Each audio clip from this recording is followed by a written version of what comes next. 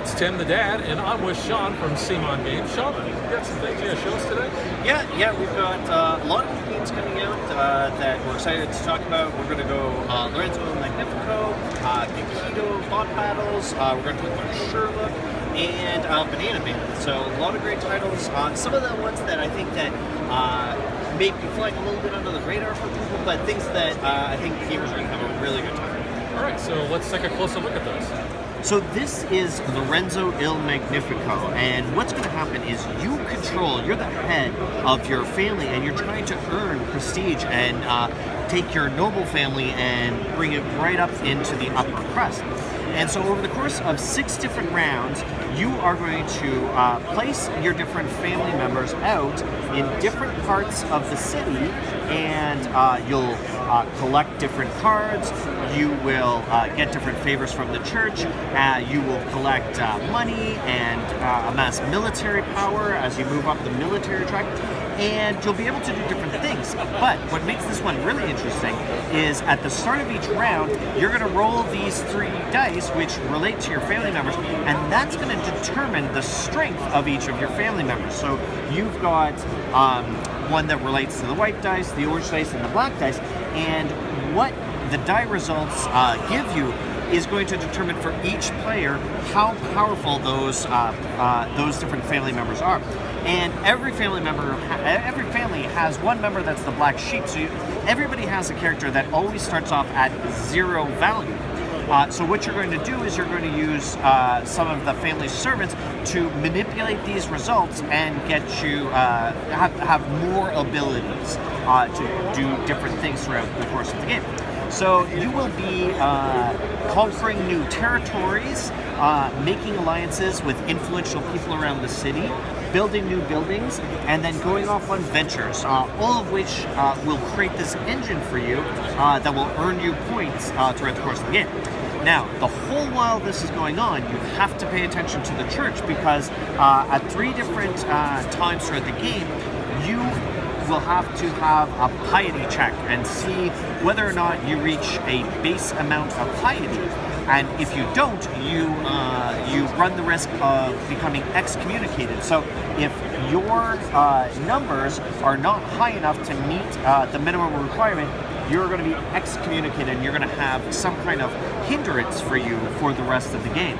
So it is a balance of worker placement, resource management, and engine building that, although there is a ton going on in it, it is actually deceptively easy to learn. So I think this is going to be a really good one and a really unique title in our line. So this is Banana Bandits, and in this game, the top head boss of the guerrilla crime organization has retired, and so all of his lieutenants are vying to take over control of the business. So what you're going to do in this game is you've got action points. You're going to spend 3 action points on your turn, and action points can allow you to move around the building. So 1 action point will allow you to move 3 spaces around the building. You can, if you're in a bottom window, you can draw cards. You're going to start with a hand of 5, but as you spend your cards, you're going to want to draw back up. So going down to the bottom of the bottom window allows you to draw back up in your cards. And 1 action point will allow you to punch one another. So if one gorilla is beside another one, they can roll the attack dice, and depending on the results, the defender will get to roll. And if there are more successes than failures, the defender gets knocked around 3 spaces, and then they will leave coins behind in every window space that they move. And those will accumulate over the course of the game in the different windows.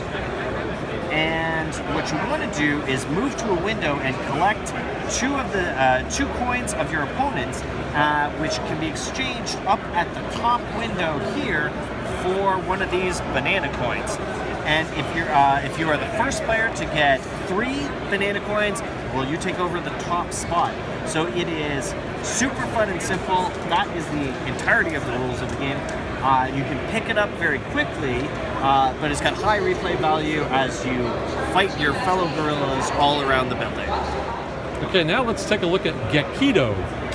All right, so this is Gekido. It is the future, and the sport of the future is bot battles. So in Gekido bot battles, you're going to take control of one of these awesome pre-painted miniature bots that are going to do battle in this arena and try and blow each other up.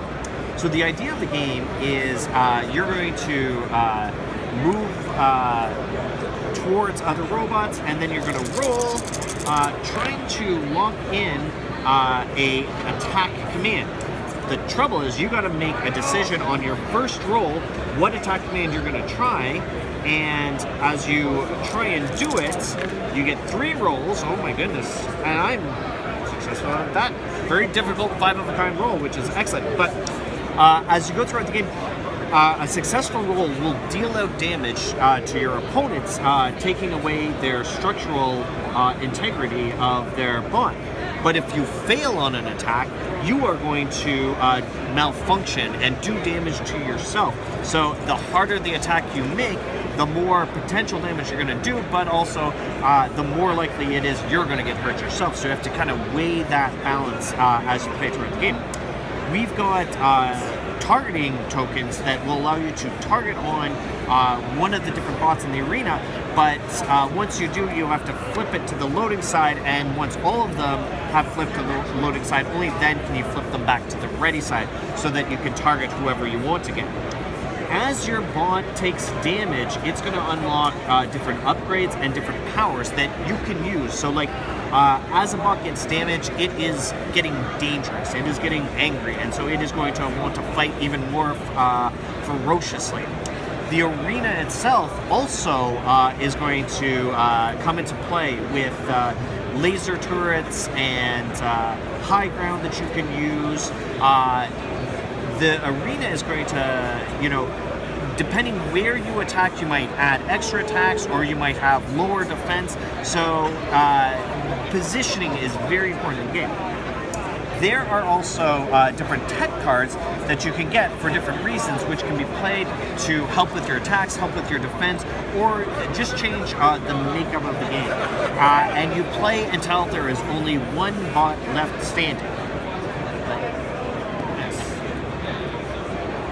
Yeah, let's take a look at these, because sure. These are really something here. I mean, the level of detail on these, and they're very wacky looking too. Yeah, that is my favorite, Overclock, who I believe was programmed to hug, but then eventually got into the wrong hands and was changed into a battle bot. But with those big arms, I think he was a love bot. This guy's like a samurai. This is pretty funny. I think every Japanese game has to have a cat, right? Yeah, I mean, I think there could be a law somewhere. So those come in the box, pre-painted, so they come right out looking good like that. So this is Sherlock, and in this game you play a detective who has come across a crime scene and taken a crime scene photo, and then went to go have a conversation with another detective. And when you are away, some rookie beat cop has messed with your scene. So you've got 2 different images of the scene, and you have to look at it and determine how many differences there are between the 2 pictures. So it is a visual race as all the players try to look at the 2 different scenes that are out there and see what is different between the 2. And as soon as you think you know how many differences there are between the 2 pictures, you're going to grab the evidence marker and hold on to it. And once there's only one player left, they have 3 seconds, and then they have to grab a number. And then you flip over the pictures to see how many differences there actually are. And you count up all the ones that are noted on the card. And if you get it just right, you get 3 points, which is great. If you are closest without going over, you get 2. And closest going over is 1. And every time you flip over a new tile, it tells you how you have to align the cards. So the next round, you're going to align the cards like this. And now it's a different visual puzzle that you have to train your brain to find the differences on. So very, very simple, but it's a fun party game, and it only takes probably about 15-20 minutes to play through the 10 different rounds. So this pile acts as kind of both a score marker, a marker to tell you how to set out the evidence photos, and also a timer for the game, because when this runs out, you score up your total and see who's the winner. Very fun, very simple, and yeah, new one for us. And could be very stressful. It could be as very, people are trying to grab numbers. Depending what kind of a player you are, it could be very stressful. But what I like about it is it's like kind of solving a mystery that's out there in front of you, and you're trying to do it as quickly as possible. So that could cause some stress, but also you feel like you're fighting some crime along the way. So, yeah. So going about the figuring out what is different. Yes. So all the cards all have something different, but the items on the cards, some of them are all consistent throughout all of them? Yeah. So the way it works is that there is a base set of things that are on each different card, and then things are added or taken away, which creates the differences between the other ones. So there's base stuff, and then they mess with that base stuff. So that creates the differences between all of the different ones as you go along. And any two cards can be put out together, and they'll work perfectly fine because the differences will always be there between those two. And how many cards come with the game? I believe it's 40. Yeah. So lots of different. I mean, if you imagine how many different combinations of two cards you can get with 40, it's pretty much countless. Yeah, and between plays, I know that there's no way that I would remember anything. Well, of course, yeah. I don't remember what I had for tough. breakfast. Exactly. Yeah. So, yeah, definitely high replayability, and this is a good one for. We found, like, here at Origins, that it's been one of the easiest games that people see from a distance, and they come over, and it's easy for them to see immediately how the game works, and then join in, at any point. So very fun and good for bringing new people into the hobby, for sure. Okay, so this is Ethnos, and in this game, the land of Ethnos has been thrust into chaos after the ending of an age, where the 12 tribes have been scattered all across the 6 kingdoms, and it's up to you to become the one leader who can bring order back to this land. So what you're going to do in this game is you're going to be recruiting different tribe members into your hand, and then playing them together as bands to exert your control over the 6 different kingdoms of Ethnos. So there are 12 different tribes in the game, but each round you play, you're only going to play with 6 of them. And each of them have unique sort of personalities and special powers that are going to dramatically change the way you play. So each game of Ethnos that you play is going to have a really different feel to it, which is one of the cool, unique qualities. So during the course of the game, what you're going to do is you are going to draw a card into your hand, either from the face-up pool, or drawing from the top of the deck, and that'll go into your hand, or you're going to play together a band of the different creatures that you have. Now, these creatures will band together in one of 2 different ways. Creatures that are of the same race will band together. So I could band together these different... I can band together these different minotaurs and play them out as a band of 4. However, creatures will also band together if they're from the same region. So I could also band together a grouping of these halflings, elves, and the minotaur that are all from the Rhea region. So when you play out a grouping, you decide which creature is going to be the leader of the band, and that creature you can use their special ability. So if I'm playing these guys out in Rhea, I can choose the Minotaur as my leader, and this band acts as X+1 for placing a marker on the board. So what that means is we've got these control markers out here.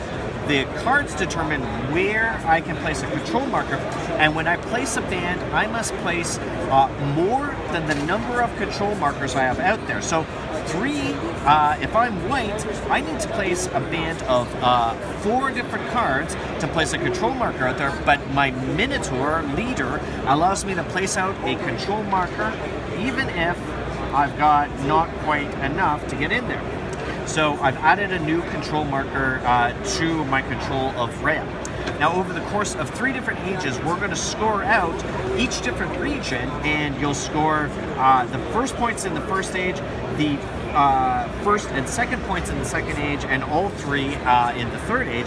Plus, you're also going to get points for your bands. At the end of each age, you'll score out points for the bands that you have. So hidden throughout the deck are 3 dragon cards, and the first and second one have no effect on gameplay, but the third one ends the age immediately. And then people are going to score the regions and the bands that they have in their cards. So Ethnos is a really interesting one in the sense that each different tribe brings its own personality to the game. So you'll never have 2 that end up the exact same way. Right. And the scoring for each of the rounds is all variable as well, right?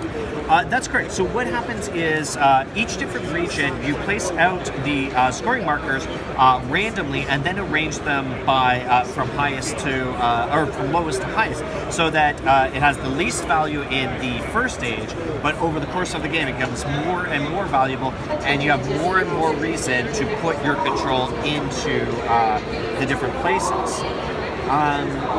And it becomes more and more difficult. You need to place larger and larger bands, because as your control grows, your bands need to increase in size as you're going through there. So I've played this game several times, and I've never played the same combination of tribes. And so each game I've played has had like a really unique feel to it, and you can take advantage. Each of the different creatures' special abilities are helpful to you in certain situations. It just depends on which one is most helpful to you at the given time, and that's really the trick of the game. Like, what creature is going to be the leader of your band? And depending on the races that you're using, they have special sideboards and things. There's different interactions there. Yep. So, like, depending if you're using the giants, you've got this special board that will move around the table as people play larger and larger tribes of giants. It's worth 2 points to get it, and then points at the end of each age if you still have it at the end. There's the orcs, which you can send orcs out onto this board, and when you cash them in, they're going to be worth different amounts of points depending how many you get out there. And there are the merfolk. So when you play bands of merfolks with merfolks as the leader, you'll have a control marker on here which will advance, and it will allow you to gain points, but also at different thresholds you'll be able to put out a control marker on the board. So lots of different strategies as to how to get points. And you can concentrate on building up an empire on the board, or you can just concentrate on putting out larger and larger bands, because those can earn you points as well. So really unique game, and this one has been kind of a sleeper hit for us. Like before it came out, there was like a little bit of buzz, but it has just exploded, and it's been probably one of our most played and replayed games here at Origins 2017. Yeah, it's been on my radar for quite some time, and I know we didn't say we were going to cover it in our intro. This was kind of a special bonus, if you will. Yeah, like we couldn't let you guys get away without mentioning this one, because it is one that is like so accessible, but with a depth of strategy that's like really rewarding the more you play it. So yeah, I think people are really going to like Ethnos. All right, thanks a lot, Sean. Thank you.